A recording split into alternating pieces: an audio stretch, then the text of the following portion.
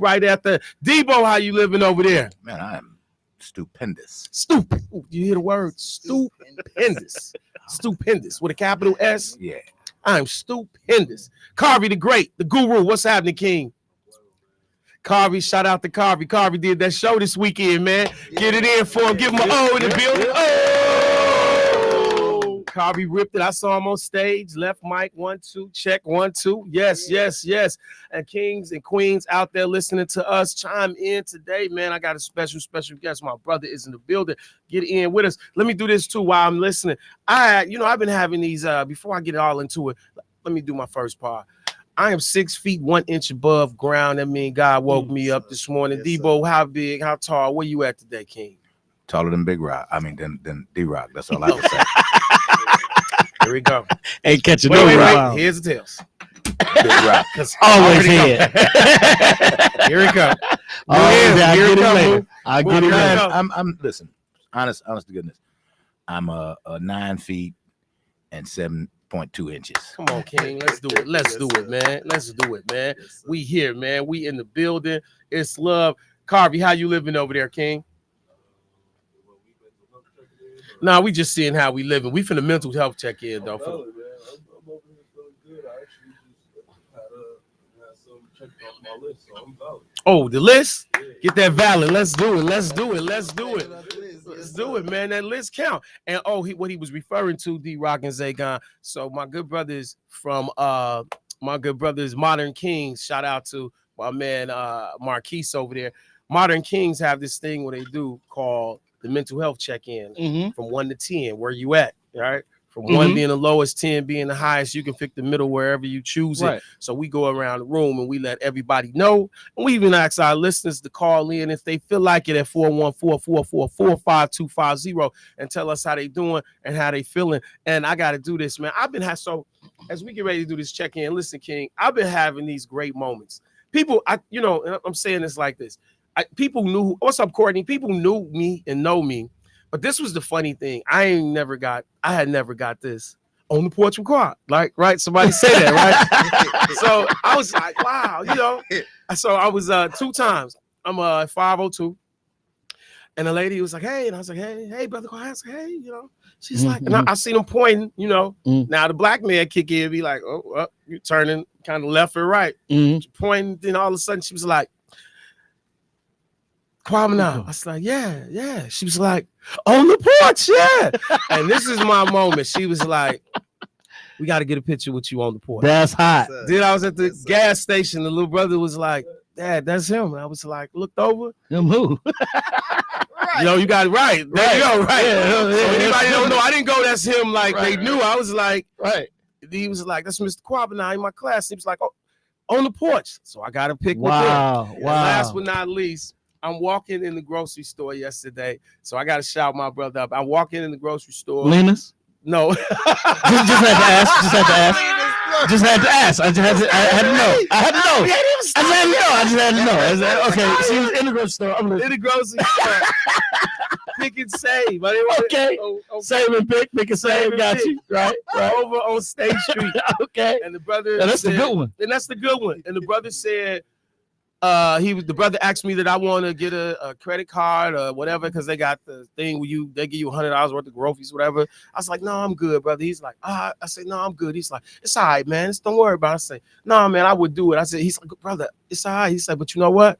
On the porch. Said, oh man, he said, I'm watching when they ain't. So here's why I did that, because he said, because I went back to like purchase something. I was like, man, I might as well. He was like, nah, brother, don't worry about it. Just do me the favor. He gave me the traditional black man saying, just give me a shout out on the radio.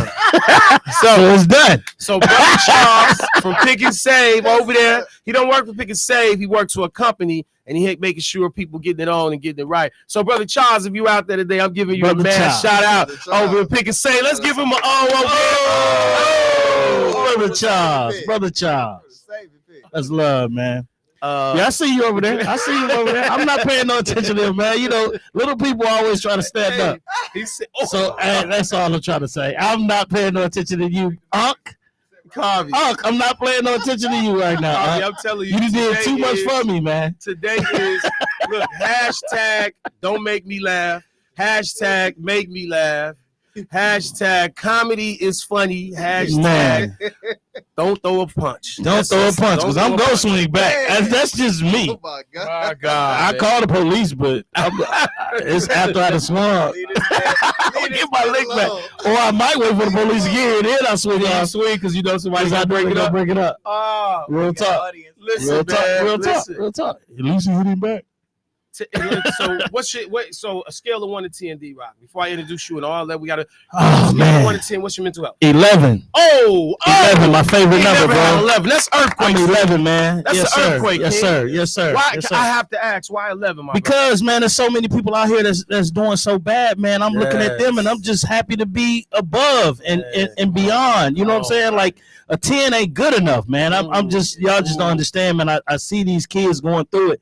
I see adults going through it. I just seen the crackhead waving on the corner. He wasn't waving down. He was waving trying to get some more crack.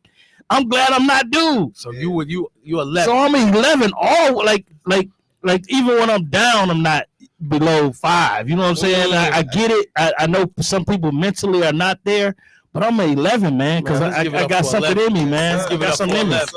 Yes, Where you at? Zay, where you at today, You King? know, I gotta be extreme. I'm at 100. Let's I'm get at 100. Let's go to the top I'm of it. 100. Extreme. You 100. know why? Because There you God go. is good. All the time. I'm kicking it on the porch with Clyde. Yes, sir. D right here. D Right. here. You can't get no You know better what I'm than saying? this, The man. keys is here. Yes. They We're doing cleaned a lot up of and work. everything. We're doing a lot of work that changed lives and I saved love it. lives. I love it. I And love so it. that's why I'm at 100. I'm excited for Poetry Extreme tomorrow. Yes, Like, yes. Y'all go. I Hey, want you to listen. build on that too through the show. I want you For to build sure. on that. Yes, sir. For sure. Yes, He yes. taking off. Man, give him some love over there. Yes, sir. Carvey, where you at, King? 9. Good That's 9. energy in Good here. 9. Love that good 9. Man, King, Yes, I'm sir. with it. I'm with it. We over the top. Where you at? Where you at, I Debo? gave you mine. I'm 9. 9.2. That's where the energy at, man. 9.7. 9.7. He Gotta 3 add from that it. 5. We gonna get that. We'll get that in a couple of moments. We had that. before the show is over. Yeah. I guarantee. I'll For give sure. you about 15 minutes. I got actually. I'm 10 now because There I you go. got See, look, he gotta bring it up. set Look, for have him. a mic Hey, you set get a up. shot of the mic. I got it set up for him. He Get said a this shot of is that. really Courtney. He nice. said this is D-Rock's mic. D-Rock's It's mic ready. over here.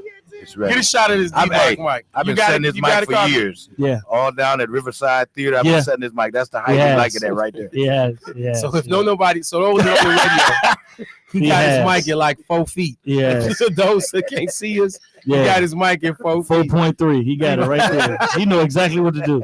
Thanks for following my rider. Thank you. You Thank you. absolutely A welcome. lot of people don't follow a rider, Hey, but he does I every want time. 100 red jelly beans. And they give me 100 red jelly every time. So he Every did it. time.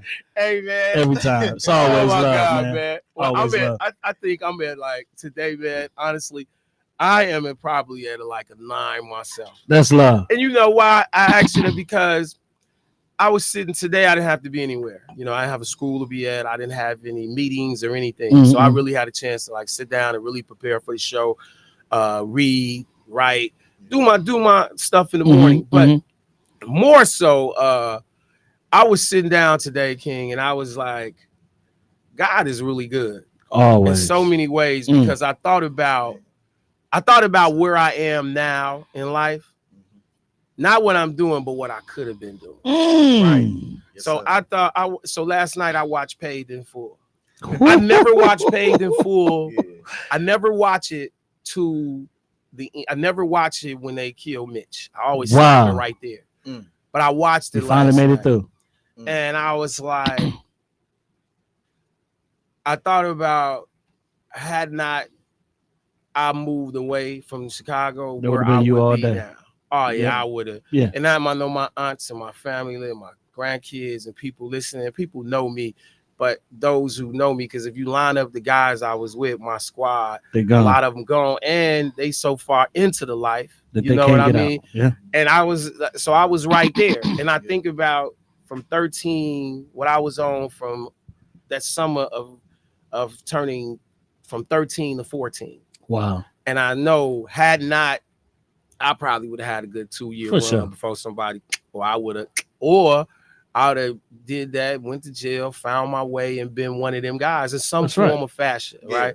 So my niece wouldn't have an uncle when we wouldn't have this moment. So Wow.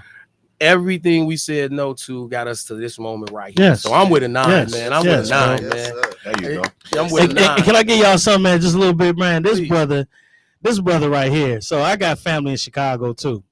That sometimes I just don't claim. I'm just gonna keep it 1,000. I'm just gonna keep it 1,000. You know, it's got some, but I only claim them when I'm in Chicago. You know what I'm saying? For reasons. Because sometimes I be like, they be like, who you belong to?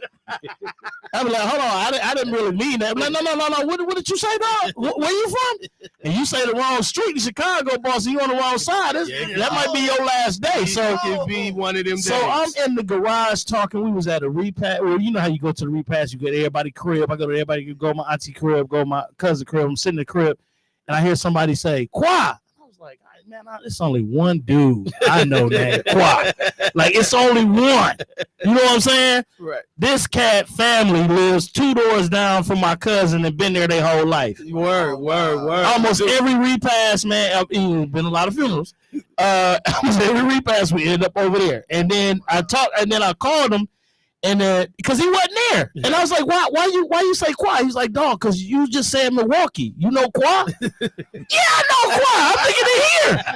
But I end up calling him Qua, and he answered. And then I knew I was popular because he answered. Right. Qua don't answer everybody call. Don't do that. Normally I had to talk. Don't do that. Normally I had to call Moo. Like that, Debo. Don't. I sometimes call Moo. Don't do I ain't had to call Moo. I ain't had to call the wife. I ain't had to call him. He answered. And I was like, fam, guess where I'm at? Right. I said, well, I call him on station business, and I'll be like, "Hey, Muhib, you talk to Quan." right. Like, hold on, here you go, right here. Exactly. But man, this brother got family right next to my family, man. That's how I know this real family right Yes, here, man. sir. This brother's Yes, good sir. people, man. Yes, sir, man. So yeah, man. Shout out. Somebody over there, man. Oh, you gotta know something. You don't just go through there. West I side. don't know what my cousin did. His own gang killed him, man. Now, hold on, we got to talk about that because it might be my cousin. That happened in my family. Hey, my family over there. No, man. Hey, y'all Stop. cold, bro. Brother comes from the park. Yeah, Man. D-Rock said it might be. Right off of North Avenue over there. Oh, yeah. Well, you know what? No, We're going to man. stop right there. That's too close. Yeah, it's too close, man. That's real. I had to get rid of dude. Like, hold on, you. It be like that, bro. It be like that, bro. D-Rock, Brick It's Nicole, just D-Rock, like that. Brick Nicole, give D-Rock my Brick Nicole- contact so I can man. correct him about lyrical sanctuary. And Britt Nicole said, Qua sure don't be answering his phone. That's not true. We can stop that. So on to the next conversation.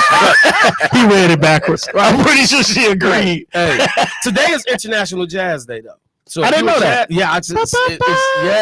So shout out to Miles Davis. Yes, man. So listen, man, we here. We got the great D-Rock in the building. We about to have a Great, ball, man. wow. So that's the great, fam. Thanks, the man. great, man. The So great. good. Call in and chime in with him. But D-Rock, Let's get get it. here, man, and listen. We don't do anything without getting that energy. So some of the joints I got on here is from 1983. Some of the joints, you know what I mean? So we got this going, man. So it's gonna happen. And listen, those out there that's like, Qua, I can't hear y'all sometimes. Here's the reason.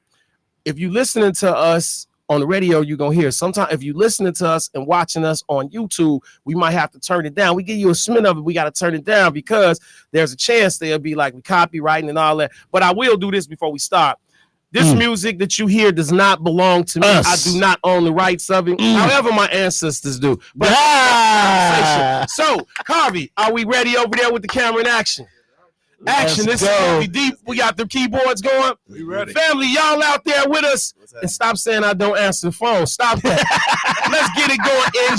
Engine number 9, like on my New York Transit line. If my train fell off the track, like, pick it up, pick it up, pick it up.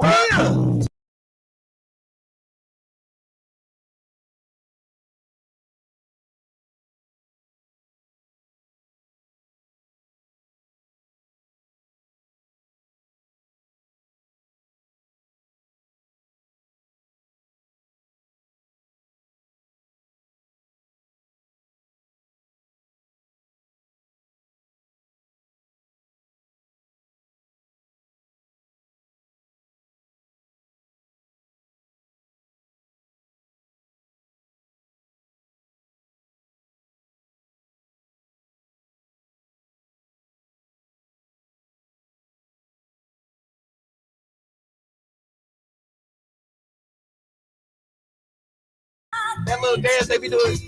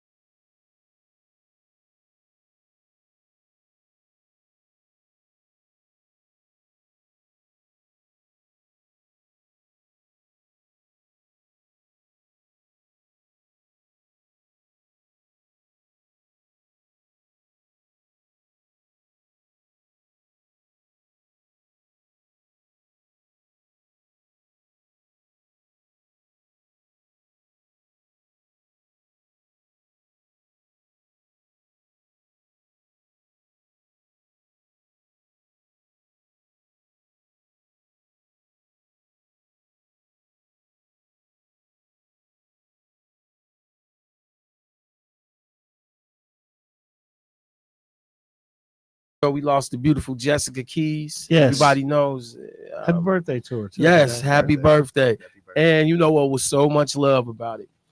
Jessica, her homegoing was amazing. Everybody followed the assignment of wearing blue and diamonds and denims. It was a sea of blue jeans and white shirts. It was amazing. The pastor spoke highly. The people got up and did their comments. But Sunday, throughout the city, different bars celebrated her life. Wow. And when I tell you they celebrated as she would celebrate, that was amazing to see. And I mean that when I say that, because Jessica was somebody full of life. Yes. And everywhere you went, they had that out there. Jessica Keys. And people partied, people laughed, and people enjoyed, man. So I had to do that, man. I just wanted to get that announcement to everybody out in the community that just celebrated that, man. If I can, I gotta take an opportunity. Please do. Because Please when I first, Jessica's, she was the key promoter. Like if she called you, you was somebody. Come on, and that's where I felt. And she called me for the New Year's party, and I'm like, what? Yeah. New Year's at where? Yeah. I'm there. And then my manager had to tell me, you didn't set no price yet. I'm like, I don't care. That's right. Like, I don't care. Like New Year's with Jessica and them at Mr. J's. Yes. I'm there. Yes. And I was actually supposed to be in a different city, but I was like, no, we're gonna make this happen.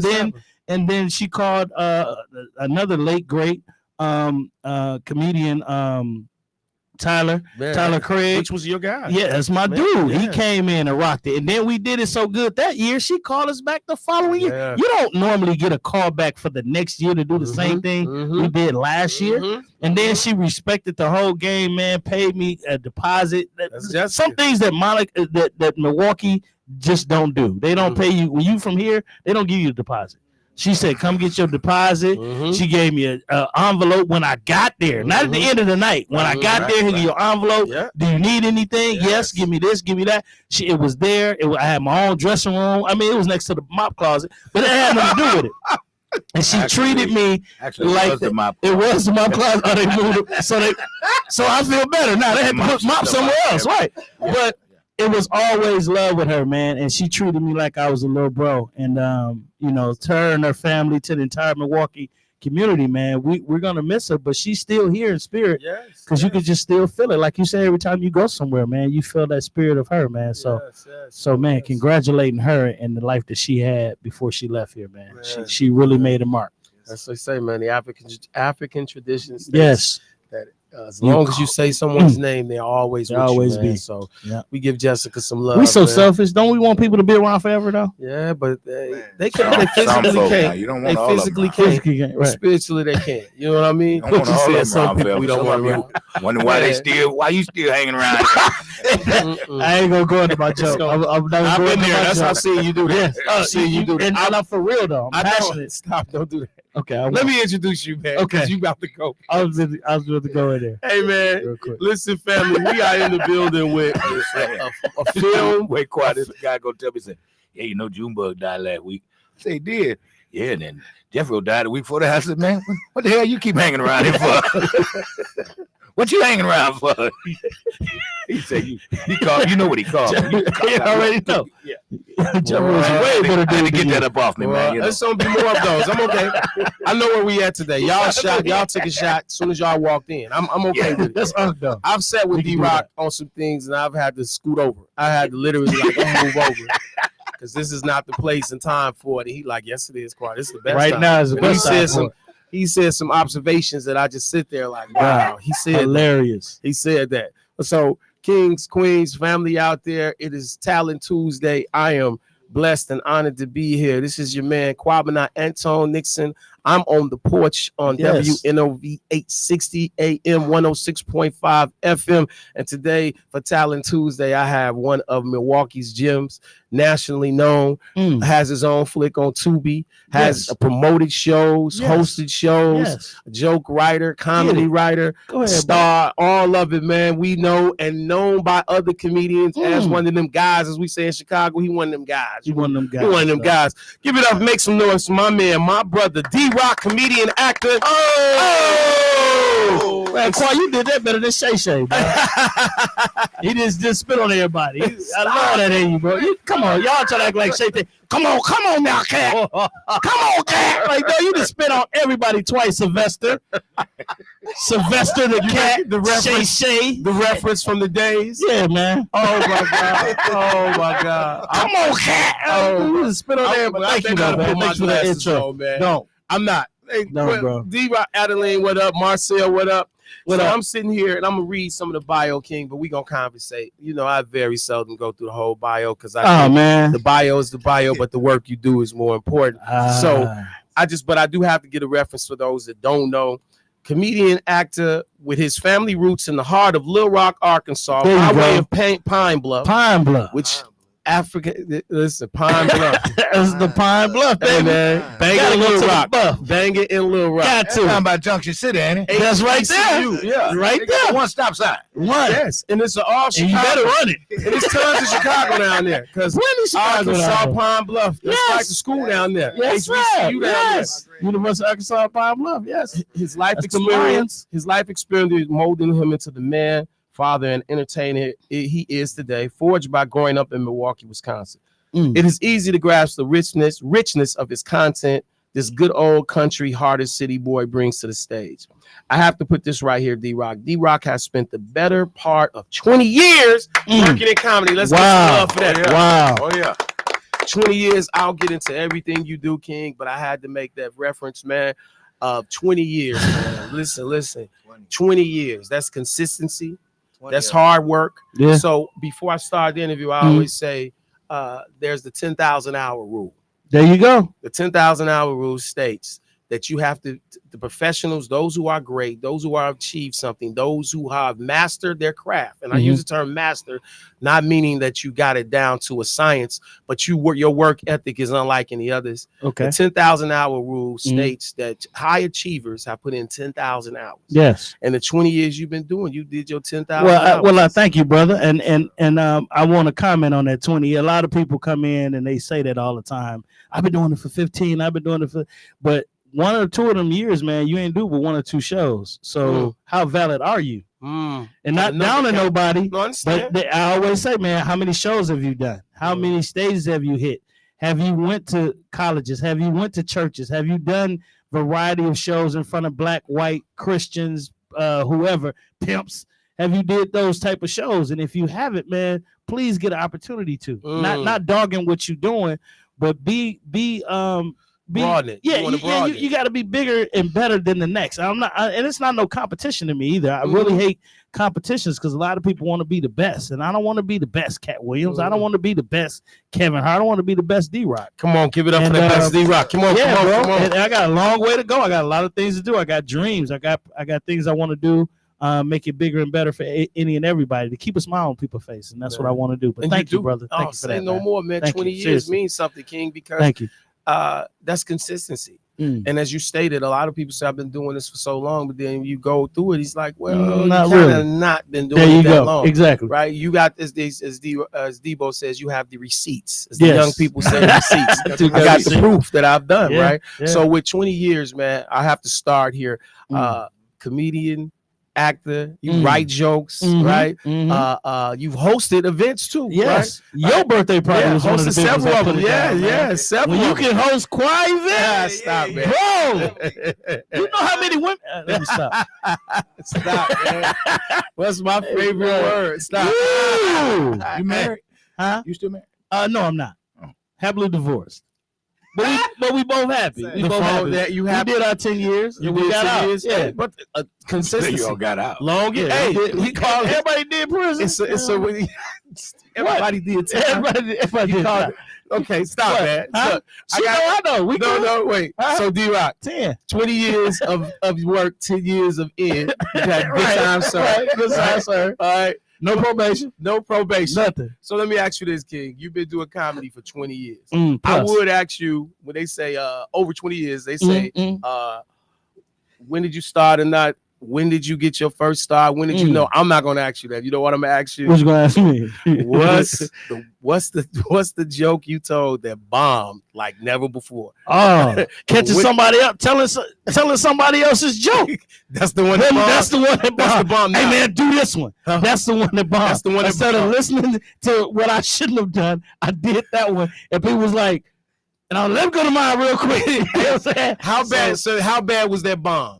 Man, it was first of all, it was in Chicago. Oh, that's Oh, that's bad. that's rough. It was in Chicago. Right there. It was a all jokes aside, Oh, and it was in front of some of the bigs that you see and right now. is this 90s? Duh, this is like 90, 94, 95. I'm bad with dates, but I got the receipt. I'll post it if y'all need me to, because I paid for my own drink that night. Listen, And comedians I get bet free you drinks. did. and look, especially use that joke. so let me give everybody the background. There is no, for the years D-Rock was doing this thing, for the years of comedy, comedy is what it is now, and that's not a knock on it. They playing stadiums, they doing amazing things, but for a stretch in the 90s, for a black comic, you had to come to All Jokes Aside. You had to go to Wabash. If you wasn't on Wabash in Chicago, bro, you was in LA where may he rest Sunset. in peace. Well, my man Robin Harris. Oh, most definitely. Yes, those are places, black comedy in the early 90s, late 80s, early 90s. Thanks to the Spike Lees, Yes. thanks to the Robert Townsend and different Thanks to people. Def Jam and all Def them, they Jam, really all brought that. it out. But before that, bro, it was rooms like the Cotton Club in Yes. Chicago Yes. that you can say you're a comedian, but if can't nobody vouch for you, you're not coming through that back door. Mm. You go through the front door and you pay. Back then, it was $5, It was $7. $7. It was $7 seven before a certain $7, time, then it was certain 10. And if you wasn't verified as a comedian, you can't come to that back door, boss. And Mm. that was Bernie Mac was standing And this there. is And that was Damon Williams standing there. yeah.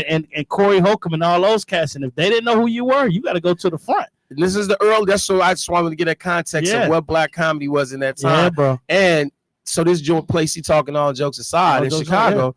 So as they gone, when you went down there, Mhm. as all of the people you see who are major now was Right. in this room, They was this is there. they beginning. Steve Yes. Harvey is in there. Yeah. Barney Mac is in Yes. there. Whoever is somebody Leon now, Cole, they all yeah, sit in this all of them room, sitting in there and chilling. it's a dog fight, Yep. right? And not only that, you talking about the people in the audience who can't wait to heckle. They didn't stop heckle. They didn't stop. They didn't stop hecklers. This They the couldn't funny, wait. this the funny part. When you say bomb, a lot of people, when you get booed, that was kind of a respect Mhm. type of thing. Mhm. Wow. But when they didn't say nothing and looked at you like, baby, you shouldn't be up there. They just stared at you like, and I can't do it here because it's called dead air. You can't do dead air on Right, radio. right. But they just stare at you for a long time, and then the host come get the mic and just look at you and kind of pat you on your back. Bro, I'd rather boo me. Y'all better boo me. Have you ever had that moment? Yeah, that was that moment. That moment where it was that like, moment. Like, so you why tell a is he joke, here? you tell The a joke, punchline, and then you go. And people look at you like, if you don't get your ass down now, move. Give me this. Give me this. Watch out. Oh, Yeah, that's the worst. so you didn't So told that this was- joke, and Told you the sit joke, there, the you punchline like, come. I'm like, it's finna kill, and it died at the same time. oh, When you thought it was gonna kill and you died, Kill come your on, career. man. Yes, oh, yes, bro. It's like setting a firecracker like a firecracker, and you waiting, and the dud go down. You like, and there's no pop.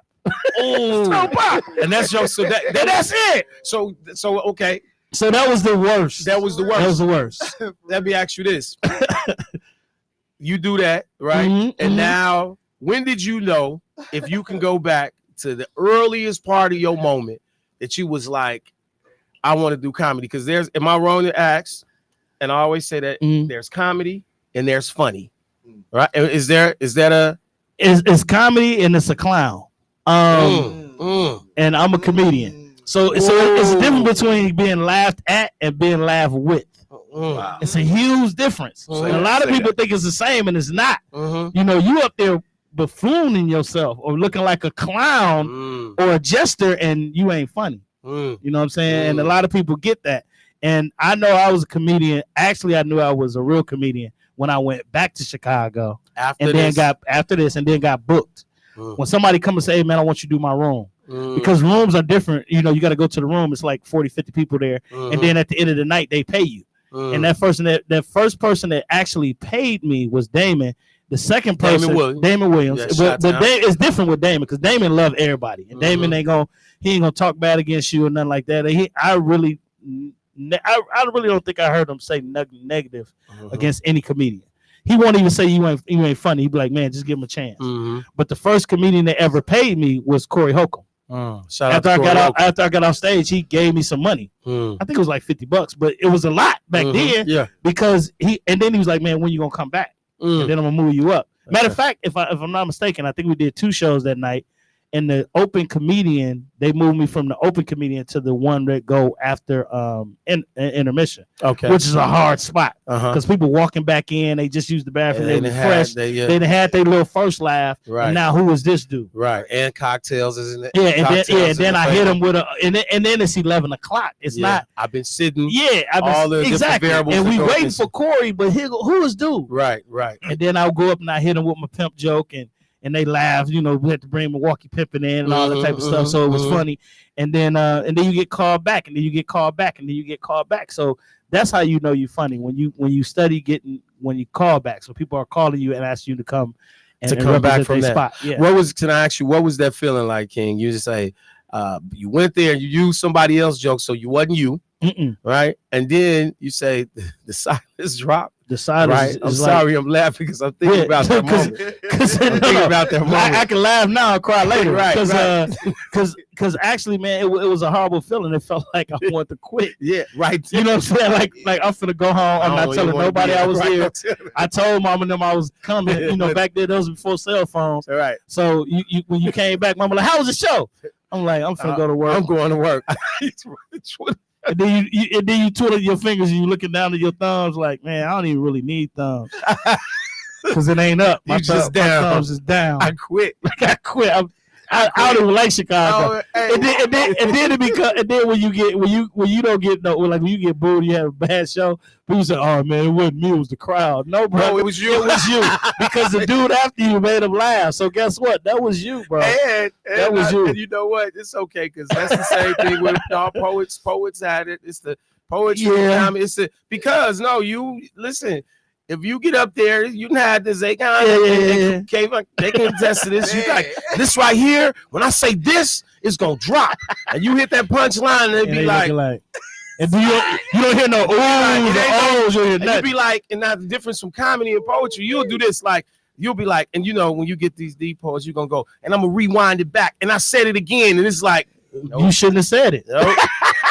And when you get off stage, you'll walk off stage like nobody's laughter in comedy. But in poetry, you're looking for some response, and like usually, like when you walk off stage, nobody like daps you. It's like, all right, next dude, right? There's this feeling like you just said, I ain't coming back here no more. So you can't blame the crowd. You can't blame the crowd, but you come back. You get $50. What's that feeling like, King? Man, to get paid for something that you just. But what was that feeling like? You got it. Somebody just said it felt like $1 million. Like for real, I don't know how y'all, how you look at a lottery ticket and feel like, dang, I got paid to do something I don't. You know what I'm saying? Like that's the feeling. I'm paying some. I don't care if you paying your gas or you going to get your free meal. I did comedy for free meals and drinks and all that. But when somebody respect you because of your art, your craft, it's a great feeling, man. And then you go through.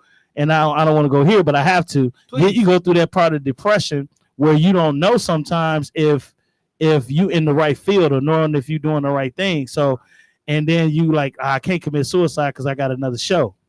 And, it kind of puts you in that realm. You know what I'm saying? Like, oh, okay, this must be my calling because if it wasn't, nobody would be calling me. You know what I'm saying? And then you try to do other things. You try to keep yourself valid. And then you try to do your own shows. You're like, ain't nobody gonna come. And then here come people walking in that you don't even know. Right. That's a good feeling. From the work you did. Yeah, exactly. So, and then you get those type of feelings. People come and tell you, well, you know what? Because I DJ too in a little bit. I DJ weddings and Sweet 16s and all this type of stuff for CYD. Shouts out to Charles Walton, Janetta Robertson, and the whole crew. We got to do a clap for Miss Robertson. Come on, man. The only female I know, the only person I know that got a freeway named after her. Anyway, and it's a lot of things that they've done for me to make me bigger. But now you see those people and they come back and say, man, you DJ my Sweet 16 party. And they just turning 40 and 50 and then they giving you love because you're a comedian. It just goes together, man. It makes you feel a little good, like you did your due. Yeah. Go to that DJ if you can, D-Rod. Go to that where you said it's a difference from being a comedian And a clown. Listen. They tell a story, the clown. Have you ever heard that thing about the clown? Pavarotti is in his opera. If I pronounced it wrong, forgive me. Where the clown puts the makeup on and he gets beat, they laugh, and he has his makeup on and he's a part of it and they laugh. And the first week he did it was cool. The second week he been doing it for 30 days now, and now he don't know what he is. He don't know if he the clown with makeup, he the goof when he take the makeup off. That part. Right. That part. I'm gonna go a little deeper with you, man. Back when the kings and queens when they were sad, when the kings and queens were sad, they had to call for the jester. And this is the crazy part. A lot of people didn't know this. If the jester wasn't funny, off with your head. Yep, that's true. You die. That's So it's like that's where the smile and the frown come from. If you ever look at the logo of the comedy, because it's also depressing. And then but people get up there and they clown and they buffoon. I'm not talking bad. No, we get you. I'm just saying, like, sometimes when you come off, when you got people listening to you and they forgetting about their problems and they laughing at your problems or your story, and it made them feel better, you've done something, man. So it's like almost like being a quote unquote doctor. You making somebody feel better about their life right now, and they could be going through anything when you're doing comedy. This go past just story. Like I'm funny. Right, you saying so it go past being funny. Oh yeah, you're saying you're serving someone. You have to be. You got to get up there with a purpose. If you get up there with a purpose, I'm for to kill all the comedians up here. Then you up there with the wrong purpose. Because I'm up here to make sure we have a great show. Right. And I've opened up from some big comedians. You have that they say, "Hey man, do me a favor, bro. You can't go hard." Is that a real thing? I've heard that from comedians. Like book you again. So here goes this person. I remember going to see Martin Lawrence at the Chicago Theater. Okay, right, but it was Chris Rock's show. That story, and that's a story. And Chris Rock was after Martin. Martin tore that down so hard that when Chris Rock came on, there was nothing he could say. There was nothing, and Martin was just being Martin. I don't think he did it purposely. He didn't know. But he didn't know the game. So I've heard they say the headliner tell you, hey, look, because again, I'm gonna use our work. And the poet, I want that poet in front of me to go get it because it's gonna make you sharper. It's gonna make me sharper. Some comedians can't do that. Really? Okay, all right. I'm finna spill some news. Y'all ready? Kings of Comedy. Y'all ready? Kings of Comedy. Think about it. Cedric is a lot funnier than he was on that show. Yeah, but he had to step down because who came behind him? DL? Was it DL we came out behind him? No, it was DL. It was DL first. Right. Then it was Cedric. Then it was Bernie. Now, don't get me wrong. Bernie a rip. Right. But y'all know Steve Harvey. I mean, and I don't even mention his name. Y'all know Cedric Entertainment was a lot funnier than that. But you had to bring it down a notch. Because of what we just got to do that. In the comedy game. It's about the show. It's not just about you. When you... And that's why I think I caught some haters on this last show I did on the South Side. This one dude, and I didn't care. I was just like, respect the time, because a headliner can only do 45 minutes. Okay. Anything more than an hour, man, you changing the dynamics of the whole show. Yeah. So you got 4 comedians. Each comedian gonna do 5 or 10 minutes. This brother did, and I won't mention his name. This brother did 20 minutes. I counted 5 minutes, but only 5 of them was funny.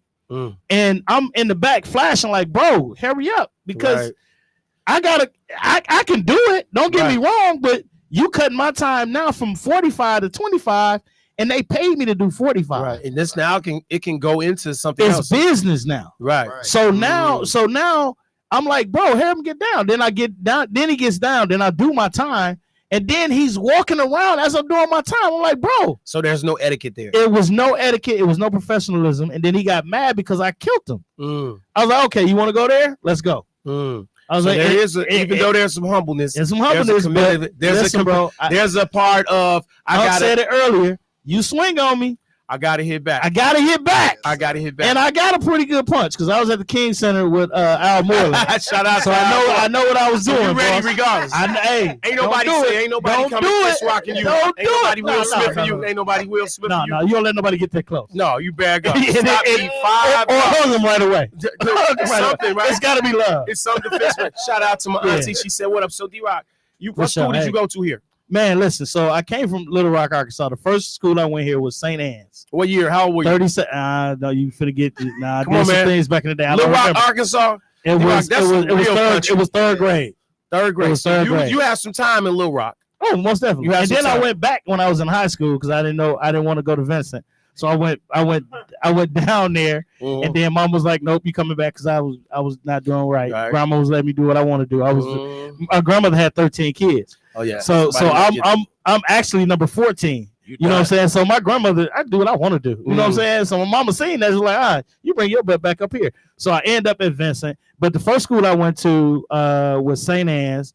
Then I went to Engelberg, got in trouble, went back down south. What about when you was at St. Charles? I didn't go to St. Charles. I worked at St. Charles. Don't do that. Don't do that. I worked at St. Charles for a whole 2 weeks. I seen that check, was like, oh man, I get cussed out for free. I'm gonna leave this. But so Engelberg, shout out to Engelberg, shout out to matter of fact, I gotta give a shout out to Engelberg because Oliver Edwards, if y'all don't know who Oliver Edwards is, he owns the Upper Yard. Ask Oliver Edwards how we met. I told dude he can't pee. He was peeing outside.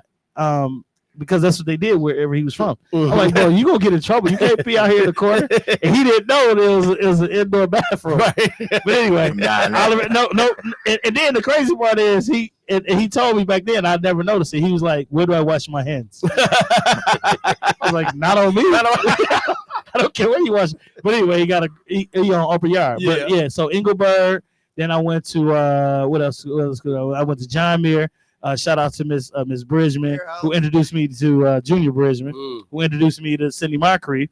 When he introduced me to Cindy Moncrief, I was like, hey, I used to work at your car lot down in Little Rock. And we got to talking. So anyway. Because he's from Little Rock. Yeah. He went to school down there. He went to Arkansas University, yeah. So again, all that just come up. Then who else? Then I went to Vincent. Then I went back down south. That didn't work out. We was back at Vincent. Then I got kicked out of Vincent. I ended up graduating from Washington. Nomad, wasn't you? What was your house per goal? So you got a whole. You went a little bit everything. All right. Yeah. Did any of them? When did you start saying at that? Did you start saying I'm gonna do comedy? I'm about to make people laugh, or was you? What was you like in school? Everybody will tell you I was a clown in class, but I always act like it wasn't me. I was that dude. I was real slick with it. You know what I'm saying? Like I had a gun and just keep doing my work. Cause I had 3.2. Right. It was easy. Right. So you're not challenged. No, I wasn't challenged. Right. And, no, especially not at Vincent. Right. Because Vincent, they didn't want us out there. Y'all know what I'm talking about when I say us. Back then, 89, 88, 89, they didn't want us out there. So we actually called Michael McGee Sr., and he sent Junior up there. And we did a protest anyway. It was a whole big thing. And then it was real crazy being at Vincent when you don't supposed to be there and they know you ain't supposed to be there. The teachers are kind of like pass you. I'm being honest. They want just you out the door. They just want you out of here. And then I was like, I'm gonna be a judge. He was like, you'll never be a judge. Wait, you told the teacher that? I told her because Vincent is a judge school. It's lawyers. It's supposed to be lawyers and judges. It was never agricultural. I'm saying Agriculture. Yeah, there it is. Trade technical, like trade. It had nothing to do with that. Right. It had nothing to do. It was always lawyers and judges that came from there. That's who Mr. Vincent was. I wonder why my wife went there. She didn't pan out either. She got you. But anyway, you gonna stop doing that. She gonna sue you too as soon as you leave it. Pan out either. Stop, man. Yeah, it was crazy being at Vincent too, man. Because a lot of people, when you got kids bigger than you, you learn how to. That was everywhere you went. Don't do that. Don't do that. And then you learn how to gun. Right. I played a little bit of basketball. Got cut. My jersey. I had to give my jersey to. Stop, man. Of course. He stopped. He went to the league too. Rodney Buford. I had to give Rod. Shout out to Rod. Yeah. I had to give my jersey to Rodney Buford, and because all them cats was cold. Yeah, because Vincent was a school for it was cool back then, man. Schools, right? We was at school, and it was huge. Like I said, they didn't want to be out there. And then I was selling Snickers and grape sodas. I had 3 lockers on each floor. I had a locker on each floor, and then one of the teachers got mad at me. And I think she's dead now, so I'm not gonna really talk bad about her. But she went and turned me in, and the principal was like, "You would never graduate from my school," and that was Dr. Fuller. No, not Fuller. Phoenix. Okay, he was a white guy, Dr. Phoenix. Okay. Dr. Phoenix. And then I met a teacher. I forgot his name, but anyway, he brought me to the side and was like, "Man, you got to stop selling because if you don't, I was like, man, people out here selling weed. Hey, y'all even stop me from getting my grind on. Got your little kid. And then I used to walk. Yeah, I used to walk from there all the way up to Sam's Club and walk back. Yeah, and then I met a teacher who gave me her key, and we'll talk about that. Yeah, but anyway, yeah, man, come on. I had a teacher, and then I was driving her car up there to get it and bring it back. Like I said, I was selling, and then but they called it. I used to spend it from school talking about I was what did they call it? Contraband? No, it wasn't contraband, man. It was for selling candy. Yeah, it was a huge word. I forgot what the word was. But I'm like, no, I'm not doing that. I'm just selling candy. I'm selling controlled substance. I'm like, dude, they selling weed on the 3rd floor. Clearly, they need snacks afterwards. That's what I'm doing. And y'all gonna get me for this? It was crazy, man. So so they kicked me out of there. Asked me what school I wanted to go to because I had enough credits to graduate. I needed one more English credit. Mm-hmm. That's what I needed. I needed a half a credit. So where did you end up going? CYD? No, I ended up going to Washington High School. Oh, and I got there, and I just went to his church this Sunday, Mr. Al Brown. Okay. I walked in that school. Nobody wanted to go to Herpy High. Oh, D-Rock. Nobody wanted to go to Herpy High. Stop, man. You know I ain't lying. Nobody wanted to go to Herpy High. I do not want to go here. And then Mr. Brown pulled me to the side. I was like, hey, come here. Because I was arguing with my girlfriend at the time. He's like, come here. He's like, stop being disrespectful. Your family know better. And I'm like, how you know? He's like, because I read your name. Because I'll tell you my real name later. And he knew my name. No, we're not going to do that. Y'all got to come to my special. I got another special happening. And I'm going to tell my real name. You know, I know your real name. I know you do. But please don't do that. So anyway, I got 2 more warrants to clear up. Anyway, so Mr. Al Brown pulled me to the side and was like, man, listen, if you help me with this play, I'll make sure you graduate early. Because I see you don't like this. And I see you finna drop out. And I was like, were you?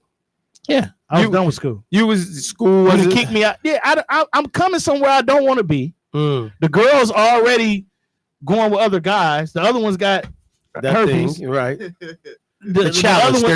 The other ones was play basketball. Y'all know what I mean, right. So I didn't want to be there, man. I wanted to go back to Vincent where they knew me at. They don't know me here, and then I live 5 blocks up, so the hood is there. So everybody like D-Ryan, I'm like, no, you don't know me here, fam. Right? And I just didn't want to be at Vincent. I didn't want to be at Washington. So Mr. Brown, again, shout out to you, brother, because if it wasn't for you, I wouldn't have done it. Was it I graduated early. Was school, D-Rock, with the moving around, Little Rock, Arkansas? Was school ever was it a challenge? Not at all. Is it I didn't want to be here? Was it the clothing? What was your thing with it? Or was you said, I hate when I say this. I hate when I say this. I say don't laugh and everybody laugh. Don't laugh, but I couldn't read out loud. Wow. I read in my head because I never could read out loud. You know how I wasn't comfortable with it, right? When the teacher says, because doing back then, when you were in school, like now they can't do that. But when you were in school, they would say, all right, we'd like you to read the next line. Next. Right. So they if can't it was do that now? No, they can't do it. No. You do that now, you can't say to a kid that's like, okay, because there is some, so let's be honest, how we were in school. Like if you heard D-Rock read that, and you'd be sitting there like they'll laugh because my thing was, and I'm still mad at the people. Right, I'm still mad at the people that put words. Oh, that's silent. Why is it there then?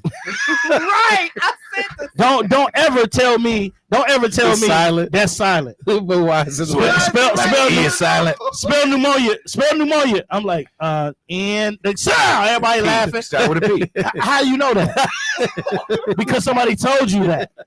Didn't nobody tell me that? No, what you mean? So you looked at a P and just came up with Right. Stop it, man. Stop it and be truthful with yourself. Somebody told you. No, you said it's not silent. It ain't silent. If it's there, it's not silent. How did you pronounce it? What you mean? How you pronounce it? I just stopped and looked at the teacher. It was her turn. She knew it. You get to a word you don't know, you look at the teacher like, what? Right. And then when she told you, I remembered it. I never did pronounce it. I remembered it. Right. So your memory. So my memory was good enough to go through. And then this is the real messed up part. So I knew when I was supposed to read. So if you had paragraph 1, he had paragraph 2, he had paragraph 3. I knew I had to get 4. So because it's coming up. I ain't listening to nothing y'all talking about. I'm studying number 4, like the up on the, okay, I got it. And then they came around. I'm like, Huh? It's my turn. Okay. And then everybody started laughing, like y'all laughing. Right. And then I got mad and I flipped over the desk and I left. And then you get out of doing it. Right. Because now you gotta do it. No, but see, that's what's happening now. Here's something that's real, what he's stating. The kids who could not comprehend and read, that was why they acting out. Because one, we are harsh, right? We rough. We harsh, which is gonna take me to my question about the comedy, because when so and so couldn't read, you did go, oh man, listen to him. He can't do a sentence. You can't, you go, and you know it's coming. You sitting there waiting, you know it's coming.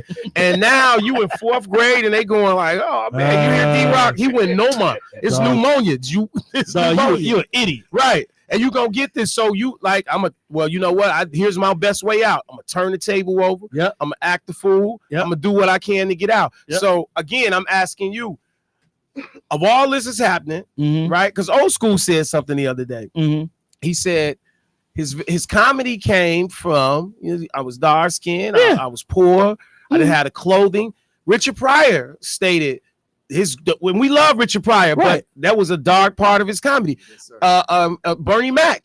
Yeah, there's this book by my good brother. It's called Brainwash, right? Yeah. In Brainwash, he talks about the dark side of comedy, right? Where we get Kevin Hart, laugh at my pain, right? Here, all that's happening, right? You going from school to school, you got to go back down there, and you said it's 13 kids, right?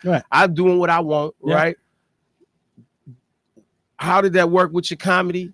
And because that's, as much as we laughed at that wasn't funny to be in that room, because you're a little boy at this time. Exactly. Now you making people laugh, but you could easily internalize that, and that could have been something else, something different. What you doing with it, and did that shape the comedy, or where does your comedy come from? It did. My comedy come from the pain that we went through, and this is the crazy part. A lot of people didn't understand that while you thought you was laughing at me, I was laughing at you, because we was wondering, and this was all my sisters and brothers. We had both mom and dad in the crib.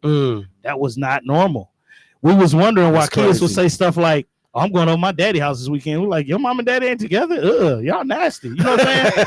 and then we'll wonder, like, why is that your sister and y'all ain't got the same last name? Like, that don't make sense. Coming from where you were coming from. Is that exactly what I'm saying? From Arkansas? Right. From Arkansas to here, when family was important, when you had to be at home at a certain time, because everybody was eating at the table together. In your house. In my crib. Right. But then I go to school and act like they wasn't. Because you can't go to school and act like you got everything. And this is crazy too. And my sister can contest to this. I hate going to school with new shoes. Why? Because everybody be like, oh, they rich. Right. Exactly. They gonna gun me. They gonna gun me regardless. But it's, hey man, what size are those? That's why I learned a long time ago. What size of those mean my size? I'm coming to get it. They my size, fam. Right. And look you dead in the eye when I say it. They my size, fam. Yeah. Because they might be saying you need to take them off. So it was crazy having, and we had, my mother had a pair of Levi's for every day of the week. You know what I'm saying? I wore the blue ones on one day. I had the silver ones the next day. I had the black ones the next day. So we was dressed to impress. But when you get to school and you cleaner under than all the rest of the kids, they kind of want to fight all the time, boss. Yeah. So you couldn't show up fresh to death every day. And they flipped it on me, and I was mad at that. I'm like, hold on, now you can be fresh. And I didn't graduate from high school now. You know what I'm saying? Knowing it didn't mean nothing back then. That's why we're getting older now. It really put a perspective on me that they're gonna talk about you regardless. One way or another. And it's asking you something like this: don't shine. You said, look, you stated, I got both parents at home, which we should be applauded for. Yeah. But based on how we were growing up, and even now, you would rather like no, don't tell nobody that. And you were good in school. Yeah. Right. You just had an issue with the words. So you can't shine on that either. Am I right? No, math was my favorite subject. So when somebody gave me an equation, I remembered the equation. It's not about 4 + 4 is 8. It wasn't about that. It's like when they tell you something, just remember that. So I remembered it. Retrieve. And it was retrieve information. It was nothing. So so just get it. And then when you get it and you understand it, you go. I got in trouble. And that's why I love Muhib about this. I got in trouble for when they was talking about history. I'm like, that never happened. You wasn't even there. Dude was like, hold on. Go to the office. I'm like, and guess what? When I went to the office, I was so charming. I didn't get it. I didn't get in trouble. Guess what I became? What? I became an attendance monitor. You're so cold. So I'm an attendance monitor at Vincent High School. Go ask people. I'll tell you, I was attendance monitor at Vincent High School, and I still got that credit. Another thing, Spanish made me mad. Why? Again, you can't read. Right. So now you're giving me some words. This ain't even in our language. This ain't even our language. Well, I'm gonna need this with Miss Whitmore. I went in Miss Whitmore class. She was like, come here. She said, sit right here next to me. She's like, "Como so estás?" you were a real class clown. Yes. She was like, "Como estás?" Wait. You was a real. Anytime you get the seat right next to the teacher, by the door, by the eraser. Because the next thing you going out that door, right? And she told me that all the time. You going? I walk in the classroom. They had my 72 wrote out already. A lot of people said that joke before, but I'm like, dude, I'm walking in the door. How do I get a 72 already? You already guilty. No, she said I'm gonna put a time on it because you know it's because this is gonna come. Did you have it? Let me now. Yes. Let's devil's advocate. Did you know it was coming too? Did you walk in there like, okay? No, quite honestly, I was like, today I'm gonna stay in this classroom. I did. I tried to. Because the whipping I got last night, I did too. The whipping I got last night hurt. I did. And I'm not gonna do that no more. Dude, at Engelberg, because I turned around so much, and this is against the rules in FPS now too. What? I turned around so much, and I was dealing because they sit me in front of the class. Teacher was like, "Go get the rope." Took the rope and tied the rope to the chair and pulled me all the way up between the desks. No, that's wrong. No, that's child abuse now. That's but wrong. it went through me. It happened to me. It was child abuse then. It worked. Right. It was but you needed something. I didn't know. No, and that was Miss Butler. Shout out to her. King, but you know, that's the same type of situation. I bet you didn't go home and tell your mom and them that she tied you to that chair. Yes, I did. Yeah, because that was part of it. And guess what Mama said? What? She should have turned around again. I knew it wasn't what school. I knew it wasn't what they would do today. And then I'm going up there. And then let me tell you what my dad do. My dad, God rest his soul. My dad didn't really beat us. He came to the school and embarrassed us. Like how? Like having on black socks, white sandals. Oh my God. Black belt, white suspenders with some shorts on. That's why I get so mad when I see Mr. Brown on Tyler Perry. What? My daddy came in the bear. Based I'm like, on the stories you've told me, he was just being himself. He wasn't trying. No, that's don't do that. Don't do that. But you told me that. Yeah, but listen. But when he do that, I was like, but this in my mindset, I ain't gonna never do nothing again for that man to come up here. Wait, because if he come up here and embarrass me like that again, and I swear I'll beat you up. And I you got it. You up. So I'm quite talking about you and your hair nappy and your shoes stink. I was gonna say it. And your shoes stink. I'm quite sure with that right there. People was rolling their sleeves up like, we got him. Look, there goes they that. thought, they thought that. So you ready? I'm like, ready. Yeah. But look, D-Rock, but I kill him quite. I killed him because they come in and be like, yeah, that's your dad. But at least I know my dad. This was back then, dog. This was in 80, what, 88, this 89. Is the beginning of it. Yeah, I was saying that back then. This the at least I know my daddy, fam. See, the lunch man ain't my daddy. How about that? Hey, now, say that. Say your daddy name. You can't, can you? That's why I know they set you up there for a reason. They did. And you know why? Because I remember I was one of them kids to sit right here. And I was counting time like, I'm trying. I'm really trying. But I can't. But you're right. How many times did that happen? Like, you know what? I'm gonna be in here today. I'm gonna cool out. I'm not even with that. They trying to really. I remember it was Yes Fridays. Mm-hmm. I think that was the only day I get to stay where I was at. Yeah, because she didn't really say no on Fridays. Right. Like Fridays like relaxed days. Right. But Monday through Thursday, fam, I'm right there next to the teacher. I knew where she put her car keys at. I knew everything. I bought an apple one day, and I ate it. And she was like, "Why you eat my apple?" Why you bring an apple? Because I was trying to win her over. I was trying to win her over, and it didn't work. So you ate it. That's how you went. No, I ate it because she didn't let me go to the back of the class. So why you wanted to go to the back of the class? Because that's where it was going on. It was happening. All the basketball players were back there. The girl was back there. You know what I'm saying? You in the front. I'm in the front, and everybody laughing. And then I'm scratching my hand, my finger up, and she don't know it. The whole class laughing. You know what I'm saying? I'm crying for attention. Look now, and so you already partly being an entertainer in some fashion. And didn't know it. And it's coming from a different place. Yep. Now you at the school, the acting. Yep. Somebody saw something in you, right? Yep. And you do the play. Tell me about it. I do the play. So I get to Mr. Brown, and like I said, I'm having an argument in the hallway with my ex-girlfriend. Shout out to Tamika. And you remember her name? Yeah, dude, because I put her name in the back of my head, boss. And when I put my name in the back of her head, dude, I went to school. They was like, "Oh, you go with her too?" Stop, man. Listen, bro. So anyway, Mr. Brown brought me to the side. The first play we do was The Wiz. Okay. And he was like, "Yeah, you got to help me with the Scarecrow." Uh-huh. I was like, "Bet." And then I forgot what happened. We didn't do it that year. I don't think we sold tickets, or something didn't work out. And then I graduated. It's at Washington. Yes, at Washington High School, early '92. So I ended up. Oh, I know what happened. Something happened about a teacher change or something like that, and some teachers got moved around. Again, you young, you don't know what's going on. But I do remember Ty Bridges coming to our school. Ty Bridges came to our school, and I was the first one to guide him in, to take him to the room, talk to him. Got to meet him. He signed my report card, 3.2. And Mr. Brown said, "Well, man, I got good news and bad news." I said, "What's up?" He said, we're not gonna be able to do the play. I said, "What's the good news?" He said, "The good news, you done with school. You graduated. You got 22 credits. I gave you the English credit. You good." So now I'm in January '92. I ain't got no school to go to. Right. And you're not in college, or and I'm not in college. Right. I'm just in these streets. Free. And I can be in these streets, but because of my mom and dad said, no. Go up to that school and you help Mr. Brown with that play. Or you get a job. Or you know, it wasn't no just hanging out with It was Al an and them. ultimatum. It's an It ultimatum. wasn't hanging You're out not with Al gonna and be them. staying, Yeah, you right. ain't finna do that. So And you didn't go to college after high school. not right after high Okay, school. okay. No, not right after. So what I end up doing, I end up helping out Mr. Brown with the play. We did it the following year. The young man that did it, I helped him through it. He still Dre. He worked at Pete. I don't even say it now. He worked with P. Diddy back in the day with making the band. That guy. Yeah, that guy. Yeah. I helped him with doing The Wiz. We did. It was a remarkable play. And then at the end of the play, Mr. Brown said, "Y'all give it up, man. Stand up." And he said my real name, and I was Spike Lee. And Really? I kind of waved, and it was really nice, man. It was a good experience. Then I left there. Wait, can I jump in? So you got the attention finally.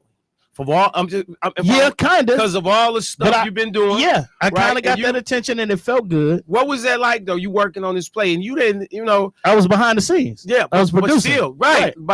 Not Here you knowing are. that then. That's what I mean. Not Tell me, knowing. 'cause you didn't know what you were doing, but it felt like this is what you should have been doing. Exactly. Okay. I should have been the Scarecrow. I knew all the lines. You can't win. I knew everything. What right? you learn from that? Just that whole process. What did you learn from that? Taking words from a paper and making it become something. Reading it and being understanding and be like, wow, that's cool. That's what I really want to do. Yeah. You know what I'm saying? And then knowing music cues, knowing when it's time to wrap it up. That's your timing. That's your and time. things. It's Yeah. getting all together. So when you hear ease on down, you got to start coming down, bro. Like you still too hype and you getting the crowd into it, but dude, the show got to go on. Right. You still being goofy. Right. Stop. You heard the cue. Let it down. Right. So it's like you learning music cues. You're learning light cues. You learning how to stay in your spot, how to stay in your lane. Yeah. You production. And it's not only about you. It's not just about Dorothy. It's not just about the Toto. Right. You know, it's about You all get y'all all of together. So I love the movie too. I love that movie. Yeah. And then it will become when you become part of that, and then people looking at you for the next line and be like, so what am I supposed to do now? I'm like, dude, improvise. Like just do what you think needs to happen right now. Right. This is you at that age telling At that people age then, So dude, you like re- fresh so you're 17, responsible. 18 So you're responsible for a for number other of things. teenagers. And so, can I ask you this? That's what's up. The death of my dad gave me my writing voice. Wow. The death of my friends gave me attention. Mm-hmm. And the crack epidemic gave me awareness. Seeing that and watching that made me who I am. I started being aware of that. Yes, sir. Had not some of those things happened, I wouldn't be. Can you go to that moment if you can? If he don't grab you and let you do that production, what is it? What would it might have became? I could have been Terrell Antonio Clark. Mhm. That was my best friend. Went to St. Louis to live with his dad, and went with a buddy. And the guy that killed him told the story. He went with a buddy to a house, and they had his buddy in there getting ready to kill his buddy. And all he wanted to do was get dropped off to work. So he go to the door, he knock on the door, and they saw how big Terrell was. So they went from the back door around to the front door and unloaded on him and killed him. It could have been me. Because again, I would have went and done something if I had nothing to do. If I had a play to do, or a job to go to, or responsibilities. I had no kids at an early age, nothing like that. I just had responsibilities of not making my name tarnished in these streets. Because my dad always say, it's people that know me and they know you. And I got that call already. So what you want me to do about it? Don't mess up Don't mess up your name. My grandmother, what's up, Rashida? My grandmother took great pride and she said, don't mess up my husband's name. Boom. She would tell you that on a regular. Don't go out there and mess up my husband's name. There you go. Right? So that play and all of that saved your life. Yeah. So now, how did the comedy, because I know we're ready to go to commercial. I got a poet in here, but we in this now, man. And I'm hearing that story. And I think about all the young men we've all worked with. Yes. And all the artists that we know, it's a defining moment. And we didn't know, but it was like, damn, he put me in this play. You were about to drop out of school. We wouldn't even have this conversation. Yep.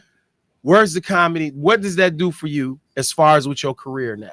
When do you say, I think when is it now you work with name some of the comics you work with? Right, I got the pictures over there. We're going to start posting. Right now I'm on tour with Tommy Davidson. Let's give it up. Come on, man. Come on. Laughing at the Church with Tommy Davidson. We'll be in Detroit next month. I mean, come on, man. Cedric the Entertainer. I was on tour with him. Ricky Smiley. I did numerous of shows with him. I mean, the names go on and on. I don't want to just keep going. The man Tyler Craig. That was your man. Mr. Corbin. Yeah. Kelly Kales, my little sister. Yeah, shout out to Kales. Always calling me. Vincent High School. My boy PB Smiley. He calls me. That's the Red Fox. I mean, if you see PB, you know that's Red Fox. Yeah. Got to give a shout out to Marlon Hill. Yeah. All the cats that I've known and dealt with. If I use their name somewhere else, before Ronaldo Ray passed away, I did a show with him called we was gunning each other. I forgot what they was gonna call it, Your Mama, but that was already out there. And Ronaldo Ray was the host. And I was like, so for those that don't Ronaldo Ray, you seen the voice. He got the voice. He was he played the White Man Can't Jump. White Man Can't Jump. He was also the host Friday. of Comic View. He was the host of BET Comic View. So a lot of people gonna know him from Friday when he was like, when he came to get his bike. Yeah, he was his daddy. Be bothering these kids, and Debo's for the night. You want to get knocked out too? No. That's Ronaldo Ray. Do you remember from Who Made the Potato Salad? Yep. I didn't see it yet. Yeah, I didn't see that. Yeah. So that's Ronaldo Ray. I asked Ronaldo Ray about Marlon. I ended up calling Marlon while I was there with Ronaldo, and they talked. And that's on my cell phone. So that was his guy. So all those cats, man. I think we get ready. Am I right, Debo? We about to go in? Man, you've been about supposed to. He's supposed to pay them bills. Pay some bills, man. We come back. We got our poet, and we gonna keep talking with my man. Take us out of here for a minute, man. Steve-O was.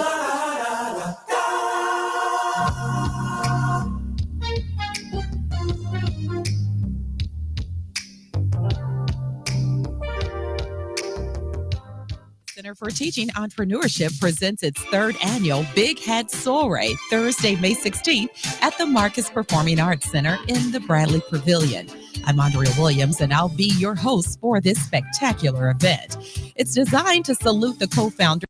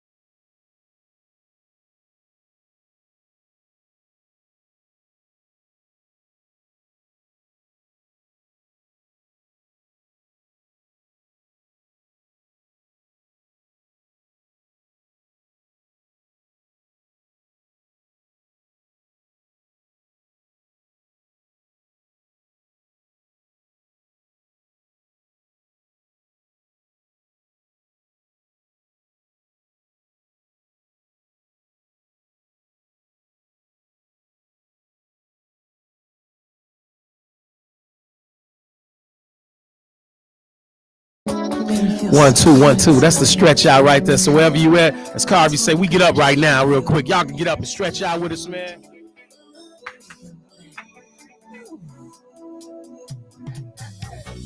Where did you come from?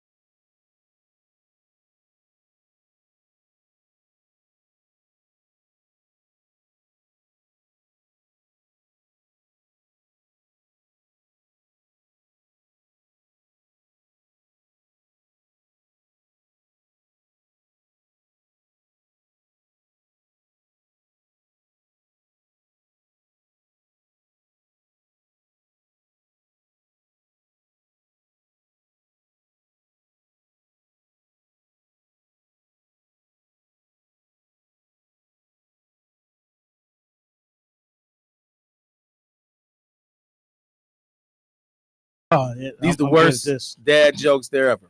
Okay. Have you heard the one about the giraffe with the big, you know what, big ASS? No. He has a tall tail. What's the one thing a homeless man can't be? What? A homebody. Oh, these dad jokes. Then you hear I want to see. What's orange and sounds like a parrot? I don't know what's orange sound like that. A carrot.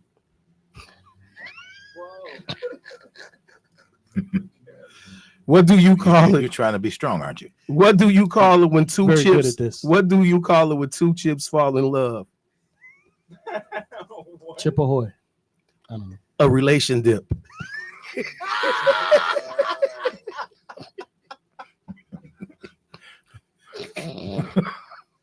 Look at this dude. What do you call a marathon for pastors? What do you call it? A reverend run. I'm laughing at him. Sure, that's what you're laughing at. No, seriously. I'm gonna get you on this next one. Mm-mm. Watch. What was the rap group's Clip's favorite drink? What? A Pusha T.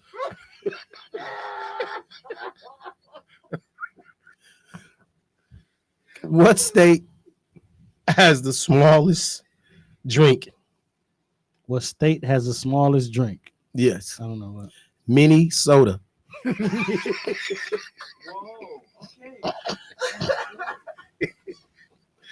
What do you call a religious quarterback? What do you call him? A pastor.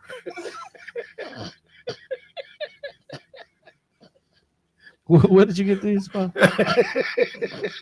I got one more. Okay. All right. Two more. Two more. What is the best kung fu vegetable you know? I don't know. Broccoli. Oh, Bruce Lee. I get it. Bruce. Okay. Broccoli. You terrible. What happens? Why did the smartphone need glasses? I don't know why. Because he lost all his contacts. Because he lost all his contacts. He should have told me not to laugh. I would have laughed. When you tell me don't laugh, I don't. I put my that's the acting. It wasn't don't laugh. It was like if you I just try to be hard, man. Yeah, I was trying, but some of them was funny though. Why did T-Bars from TLC never exfoliate her skin? Why? Because she didn't like no scrubs.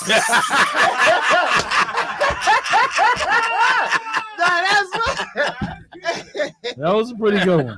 Hey man, that was a pretty good one. D-Rock, where does your King?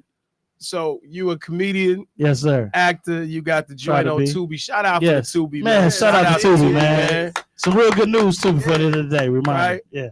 That's an amazing thing that you don't talk about. You've been on. You travel Muhib doing the play. Yes, right? Man. Oh, great time. Where does your comedy come from, King? And what is it like to write and create a joke? First of all, to answer your first question, my comedy comes from living life, and that's why when people ask you how you doing, I'm loving life, because I'm loving the way things are working out for me now. I know what I've done in the past. I'm glad I ain't got to do that no more, and I'm always putting on my blinders and going forward. And when we did From Kings to Thugs to Presidents, shout out to the one man play. Man, he do not understand what that did to me, man. Just going somewhere else with my comedy, having to bring the crowd from from being so serious in a sad moment to making them laugh, being that satire. Man, it was just that was amazing, man. That was amazing. But he gave me an opportunity to. So now with my comedy, what was the second part of the question, Corey? I'm sorry. What is it like, King? Because writing a joke.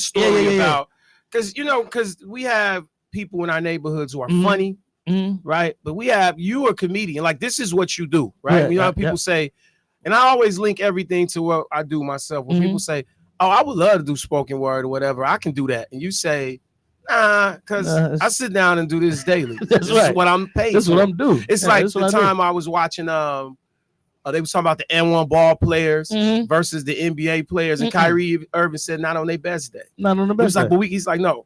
This is what I do for a living. Right. This is my body is taken care of. Totally different. What is it like, King, when you sit down putting together your comedy, writing your jokes, performing? What is it like? Because I want people to get that context of anybody say I want to do that. It's somebody right now say I'm funny, because I think it's easier now to. And no knock, please tell me if I'm wrong. Everybody says because of YouTube and things that I'm a comedian. Right. I can do stand up. Totally different. Talk to me. Totally different, bro. And it's crazy that we was just talking about this the other night. It's so crazy how I'll write a joke and at home I think it's funny. You know what I'm saying? Or I'll run it past the lady, or I'll run it past my sons, or I'll run it past moms or whatever, because you got to get all those different aspects and the age difference or whatever. You got to get it tweak right. You don't really know a joke works until you try it on stage. Once you hit the stage, practicing someone else, that's cool. Right. But nah, once you go to that stage and the crowd instantly laugh, or they laughing before you get to the punchline, you got something. Punchline meaning you get a joke and it's like, and then she hit her head, and then everybody she hit her head. You got dude running up and down. So when that's how you know you really got something. Before that, to me, and it's just to D-Rock, I don't really know until I hit the stage with it. Right. You know what I'm saying? Right. Because I just did it was 15, 20 people there. And it was a small atmosphere. They paid me. I was tripping. But I wrote like 5 jokes while sitting there listening to everybody else jokes. And I wrote them, and I'm like, oh, these gonna kill. Right. And then I got up there, and they was laughing, but they was laughing because you D-Rock. Because you was on Tubi, because you quiet on the porch. That's the difference. It was hot. And let me say this: I take that person. I can tell it wasn't. I get you. I take that person. I do not want you liking my work because you my friend. But all of them do that though. Right. We was at the Kevin Hart show, and he was funny. Right. I've been knowing Kev for a minute. Right. And he was funny, but it was a bunch of times they laughed because he was Kevin. Because he was Kevin Hart, and I've never. Don't do me like that. But also don't we do ourselves like that? Yes, that means I'm gonna work hard. Yep. Right. G just did a celebrity slam, right? Yep. For Jazzy, right? Yep. I was one of the coaches, right? And he was like, "I'm going over my poem." I was like, "Stop." Which I want to thank your daughter for putting me. Oh man, years back. Go ahead. I'm listening. Yeah. And he was going over, and I said, "Stop! You got to leave some room for the stage." I was like, "No, because the practice is nothing in front of you. You got to be able to see who got your attention, where the energy coming from. There you go. Who laughing? Who okay, not? Yep. Wherever it's at. Because I'm gonna rehearse, but I'm gonna stop at a certain. Okay, we done. Right. Now, I understand what you're saying with that. But D-Rock, you say you wrote those jokes right on spot. Yeah, because you got to listen to other people. So I'm sitting there listening to these comics. It was 4 comics went up before me. D-Rock, you headlining? I'm like, bro, I'm not headlining. We just doing the show. Like, don't look at it like that. And because of the crowd, because I seen what they're from, and it's a gaming crowd, and I'm not a gamer. Right. I don't know nothing about no games. It's a whole different category. And they laughing at these jokes before them. So I'm like, I gotta, you know, let me do this. That's real the quick. professional in you. Yeah, because you're not finna catch me slipping. You're not finna see me sweat. You're not finna catch me slipping. I'm gonna hit my shot. You know what I'm saying? And if I'm not gonna hit the 3, I'm gonna move it up. I'm gonna hit my shot. And then if I'm not hitting my shot, I'm gonna hit my layup. Right. Oh, okay. Don't foul me because I'm hitting my free throw. You know what I'm saying? So I'm really trying to play the game on if I'm sitting in the audience. Yeah, I got a routine that people want to hear. It's like that. It's like and somebody had, and I'm gonna tell you who told me. Such an entertainer told me, if you don't do your joke that people came to see, it's like Prince showing up and not doing Purple Rain. You gotta do it. Zangon was in there. I told him, I bet not go see the Temptations and say, we're not doing My Girl Tonight. Man, I wish y'all would get my money back. There are certain things, even in when I do a feature. Yes. I have some new poems in it, but I got 4 to 5 poems. People, I want to hear this. There you go. And you're not performing, I'm serving. There you go. And if I'm serving, I'm giving. You got to, bro. Now, don't get me wrong. I did have that mentality at the beginning. Like, when I get off this mic, ain't nobody touching it, right? Tell me about the entertainment company, D-Brock. And you said you had something, because I'm probably getting ready to come up. So real quick. No, you good. No. I want to make sure. So keep a smile on your face. Entertainment. It is LLC.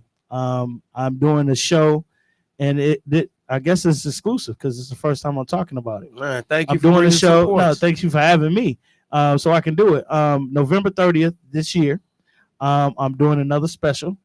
I was already asked to take it to Netflix, but what I was told, come on, get that. This is what I was told, man. Yes, this is what I was told. If you do what we asking you to do, you ain't got to worry about Netflix. That's what I was told. Yeah. From this company. So if you do this, we got you. We're gonna do your hour special, and this one, after I do this hour special, this will be the last one that I'll be funding. Through Keep a Smile on Your That's Face. their work, baby. That's their work. So the next one, somebody else gonna pay for it. Man, but that's the work, though. But this one, I need Milwaukee's help because I got sponsors already coming in. But if you want to sponsor, hit me up. Keep a Smile on Your Face.com. Hit me up. But I want to sell out this show to let people know that I am funny. Is this a competition? No, I'm not competing with nobody. The way I'm writing this show now, when you come, you're gonna be like, this was funny. And I want to make you laugh. I want to make you cry a little bit. I want to make you think a little bit. Yeah. Because it's more than just a laugh. Yeah. You know what I'm saying? Yeah. I became 50 this year, boss. Man, give it up to 50, baby. Oh my goodness, 50, man. I became 50 and I'll be 50. I didn't celebrate 50, boss, because I was depressed. Turning 50, man, is different. It's changed. People leaving that you want to stay around. Yeah. And people, people that you really love are too old to kick it. Yeah, and you know what I'm saying? Debo and Morehouse and all these other cats. they too old to do what they used to do. You know what I'm saying? So that part. So anyway, so it's just I wasn't happy to turn 50. I'm gonna be honest with you. I wasn't mad at you. I was happy. The only reason why I was happy because people said I wasn't gonna make it to be 20 and 30 and 40. But now I'm 50. So damn, I'm 50. What I'm finna do now? Man, you finna so get it 51. In. I'm finna celebrate. Let's get you know it what I'm in. saying? We're gonna do it on stage. So yes, sir. Come on, man. You say no more. I love the fact that you just did this, D-Rock. The fact that you stated about. See, I need people. The funny is the funny for me. What I need people to see is that you're a professional. Look what you said. I'm writing this show. Yes. I'm working this show. Yes. I'm doing these things. People, because of the generation we in now, everything is fast. There's no practicing of craft. Don't understand. So you're saying, look, I'm gonna write this show out. I'm gonna map it out. If I'm getting ready to do anything I do, I've never taken anything like this little thing we doing. I always go, we're gonna do this. We're gonna sit here and do this. We gotta do this. So, King, I want to applaud you. Give him some love, Thank man. you, bro. So, Thank you, man. before Thank I you. bring our poet up, Yes. I want to throw some things at you real Yes, sir. quick, right? Yes, sir. I'm gonna say some names, and I want you to Mm. finish it. Okay, you can come over here, King, because I'm gonna introduce you in a second.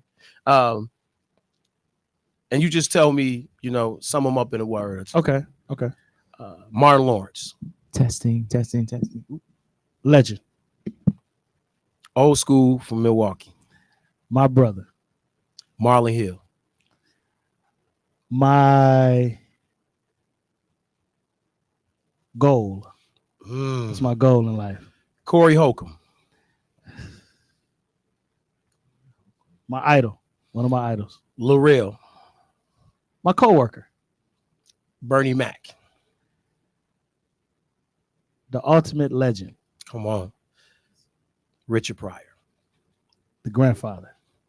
Man, listen, King. I appreciate you, family, for the Yes, work sir. you do, for what you're about to do. Thank you. But again, man, you're the ultimate professional. There's been times I've called you to come host for me. I'm glad you come on the porch. Man, I want you to keep on coming on the porch, man. Let's give my brother a big hand, man. Thank you, man. Thanks Show for some having me. love. Give him an O Thank one you. time. Thank you. Thank 860 WNOV. And again, man, keep a smile on your face.com, y'all. Please, like for real. Understand it is bigger than me. That's why it's not drock.com. So, Kings, So thank you. today's poet, I had the pleasure of meeting this young Oh, man some years Clean ago, face. man. Look at Man, it. listen. I got a clean face still.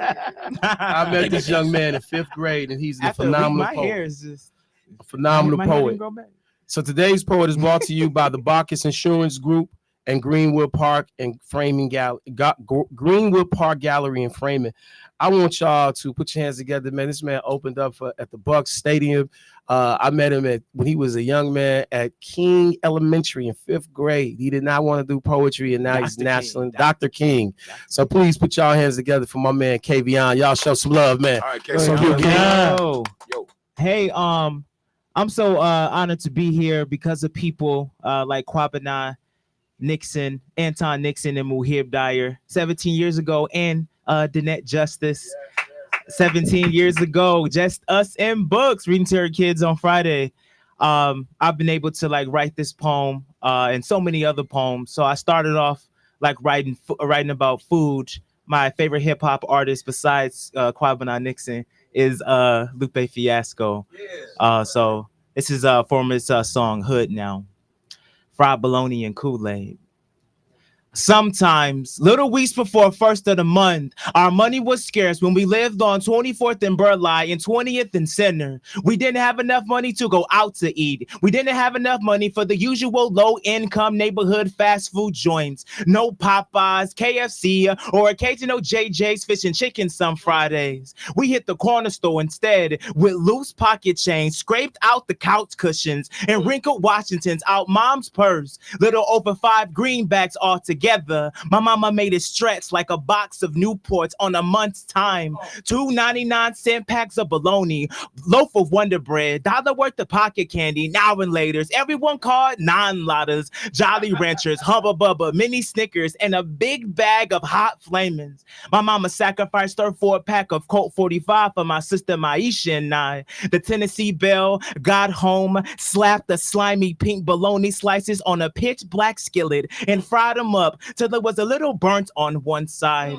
An October rainstorm of sizzling, thundering and lightning, pops of grease in the pan reminded us to stay far away from the stove while mama cooked. Our pet Mutt, named after our favorite PBS show, Wishbone, barked with his eyes emerald glow, and gleeful tail wag made it seem like a flying saucer landed in the backyard. Young imagination nation gone wild. I made red Kool-Aid in a recycled milk jug, made sure to shake it up real nice. Got yelled at if I spilled sugar all over the kitchen floor, or roaches came with hungry pincers. Mama spooned salad dressing and forked the fried bologna between white bread for each of us. We used salad dressing because it was cheaper than commercialized Miracle Whip. A hood sandwich was born, like bruh man from Martin said. Side of hot flaming spilled on a styrofoam plate straight out the bag. Red Kool-Aid poured and cleansed out pickled in jelly jars.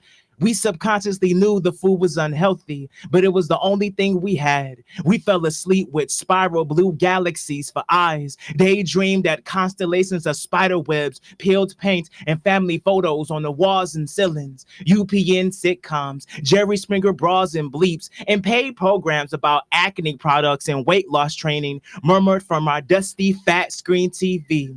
The nocturnal rats loudly squeaked, scrambled the kitchen floor, and cultivated a blueprint to take over the world. Young imagination gone wild again. Outside, the downstairs neighbors argued and fist fought over money and drugs.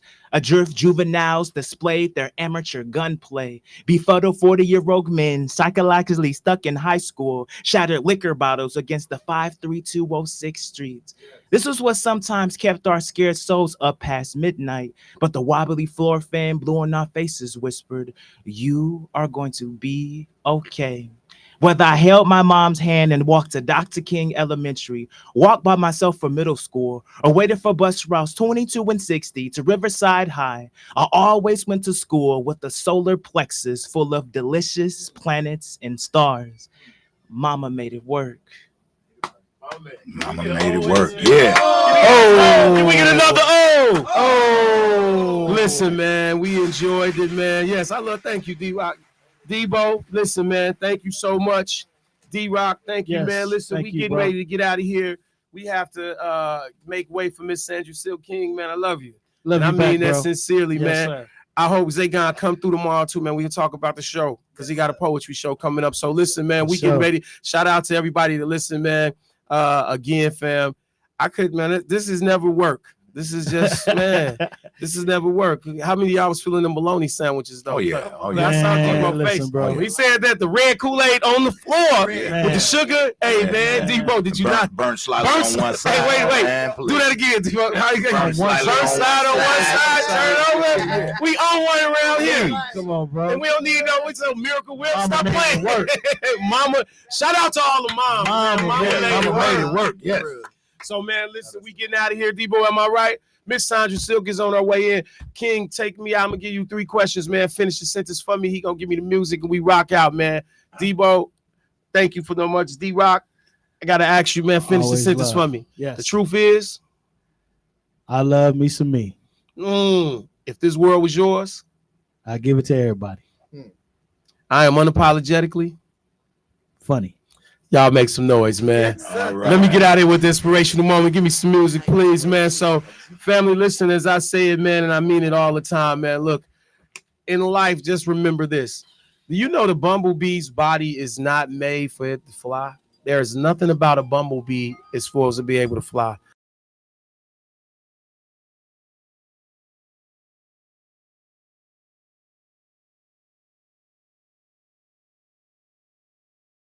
Everybody else say that, but the bumblebee don't know it, so he ain't got to listen to the haters. He just keep flying. That's all you do, family. Peace, power, and prosperity, man. Take us home, D-Rock. Take us home, D-Rock. Take us home, D-Bo. Look. Look at the camera. Where we at? Where we at?